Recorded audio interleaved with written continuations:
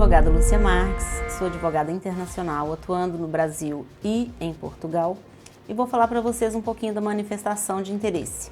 Manifestação de interesse era um recurso jurídico que tinha dentro da lei de estrangeiro em Portugal. Permitia às pessoas que chegassem em Portugal como turista se legalizar através desse meio, que era a manifestação de interesse. Um documento que a pessoa submetia ao órgão de estrangeiros e aguardava o seu cartão de residência. Mas, no dia 3 de junho de 2024, o governo colocou fim à manifestação de interesse. Pegou muitas pessoas de surpresa. E agora, o que faz essas pessoas que já estavam aqui, não conseguiram submeter o seu pedido de manifestação de interesse? Como que elas vão proceder para se regularizar? Existem alguns caminhos dentro da própria lei de estrangeiros. Existe o artigo 122, que a pessoa pode se regularizar através de um filho que esteja aqui, que esteja estudando, um filho menor de idade. Existe o caminho de se regularizar pelo artigo 90, que é da alta qualificação. Quem tem uma profissão altamente qualificada pode se regularizar, ainda que não tenha o visto, pode se regularizar através do artigo da alta qualificação. Existem também outros artigos que têm que ser analisados caso a caso. Mas a verdade é, não existe mais a manifestação de interesse e a pessoa que quiser vir para Portugal, é melhor ela se planejar e vir com visto. Para as pessoas que já estavam aqui, não conseguiram submeter a manifestação de interesse, ainda tem alguns caminhos, entre eles uma ação judicial para pedir a CPLP. Por quê? A CPLP, ela é uma previsão legal, mas que na verdade não está sendo colocada em prática. Existe um cadeado trancando essa possibilidade no site e a pessoa não consegue fazer sem ser pela via judicial.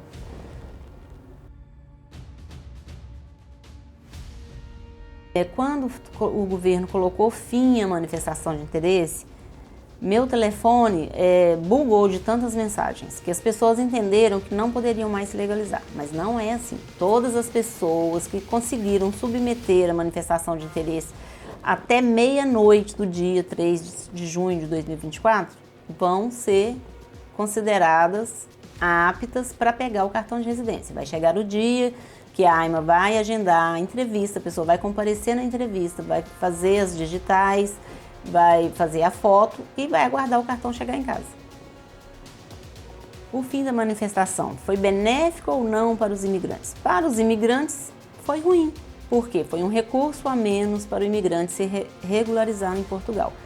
Mas a gente não pode ver um lado só da história, tem que ver os dois. Para o país, o fim da manifestação de interesse foi bom?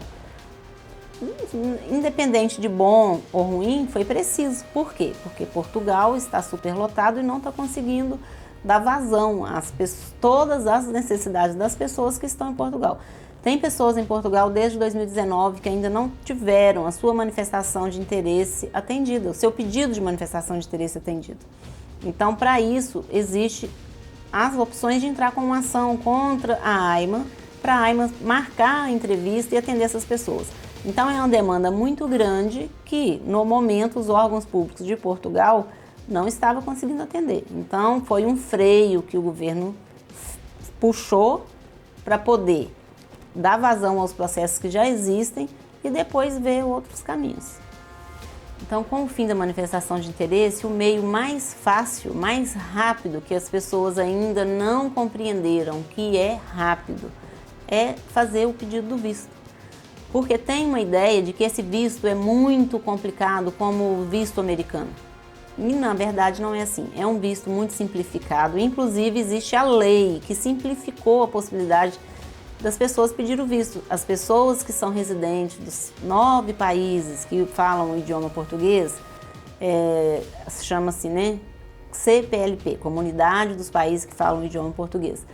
Para essas pessoas ficou muito simplificado pedir o visto. Por exemplo, o visto de procura de trabalho.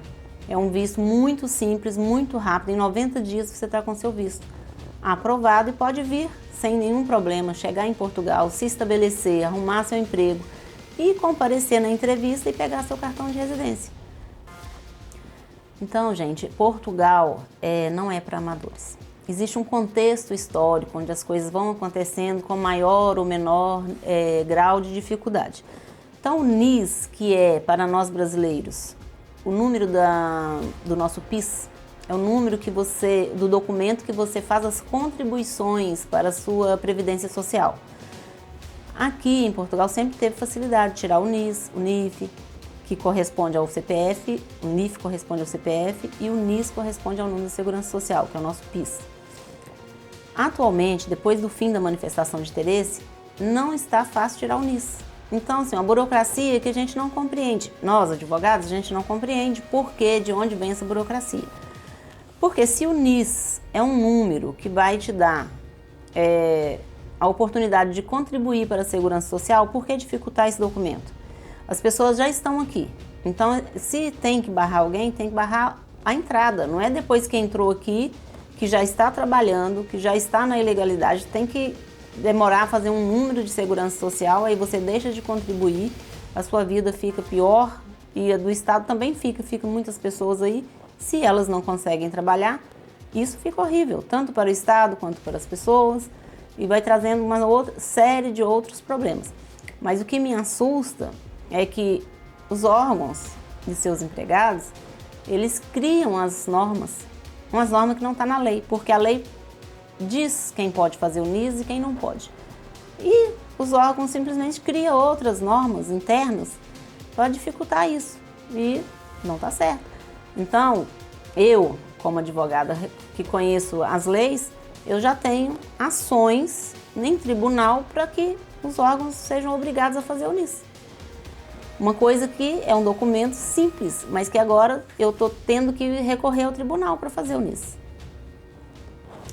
Então, falando dessas burocracias que os órgãos públicos aqui de Portugal passam para o imigrante enfrentar, eu falo para os meus clientes, todos os documentos aqui são de graça. O NIS, você não precisa pagar para ninguém fazer. O NIF, você não precisa pagar. O TENT, não precisa pagar. Seu cartão de residência, você tem que pagar só uma taxa lá para o órgão que é controle dos estrangeiros.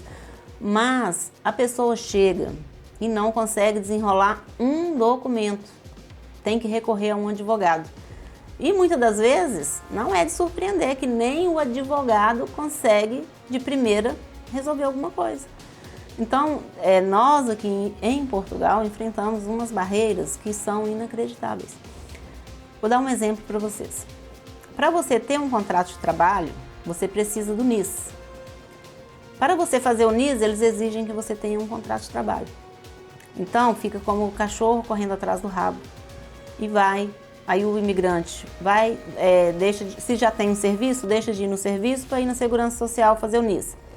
Aí exige um contrato de trabalho. Aí vai lá no patrão pedir um contrato de trabalho para ir lá fazer o NIS. Aí o patrão fala, não, só te faço o contrato se você me trouxer o número. Aí volta lá na Segurança Social, fala, não, mas o patrão só me dá o contrato se você me der o número. E aí a pessoa cansa, com certeza cansa. Já gastou tempo, já gastou dinheiro, já perdeu o dia de trabalho, seu salário já diminuiu, ele recorre a um advogado. E o advogado vai lá, por conhecer um pouquinho mais das leis e do funcionamento das coisas, briga por esse cliente, briga e até conseguir o documento. E se não conseguir, recorre ao tribunal. Então o caminho não é fácil, mas é esse. Então, eu falo sempre para meus clientes, não fiquem pensando que você vai chegar como turista, hoje vai chegar como turista em Portugal e vai tudo ser uma maravilha, você vai lá nas finanças, vai tirar seu NIF, vai na Segurança Social, tirar seu NIS e vai logo achar uma empresa que te dê um contrato de trabalho. Não é assim. Não é assim, não tá fácil assim e você corre o risco de levar uma multa, a empresa que te contratar corre o risco de levar uma multa.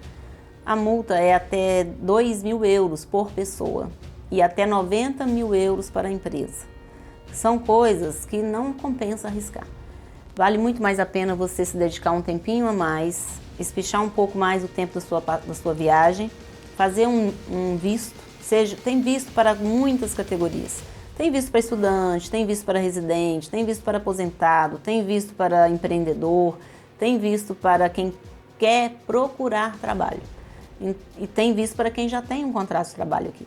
Então, a melhor forma é você procura uma assessoria, procura um advogado. Se quiser, vocês podem me procurar, terei todo prazer em atender vocês. Fazer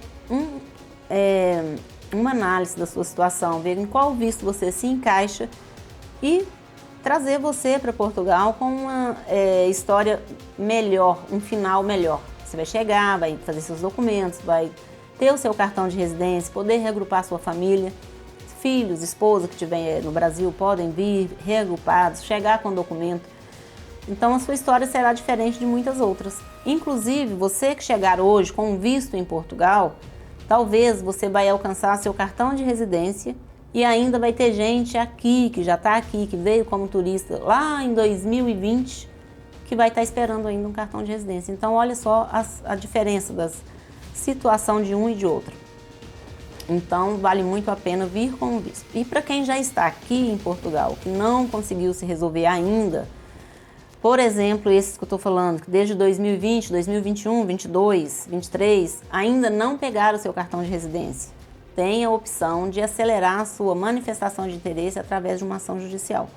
Uma ação judicial vai levar aí 30, 60, até 90 dias, mas você vai estar com o seu cartão na mão. E se o seu caso não for de vir para Portugal, que é o caso de tirar o visto, não for o de estar aqui e ainda está ilegal porque não foi chamado para resolver sua manifestação de interesse, também cabe ação para quem chegou, mesmo depois do fim da manifestação de interesse, não conseguiu resolver porque a manifestação de interesse acabou, mas a lei prevê que você, estando em Portugal, você sendo de um brasileiro, por exemplo, que tem isenção de visto, você pode chegar aqui e pedir sua CPLP. Isso é uma opção de entrar com ação no tribunal e regularizar a sua situação. Então, cada um tem uma história que tem que ser analisada e ver onde que encaixa.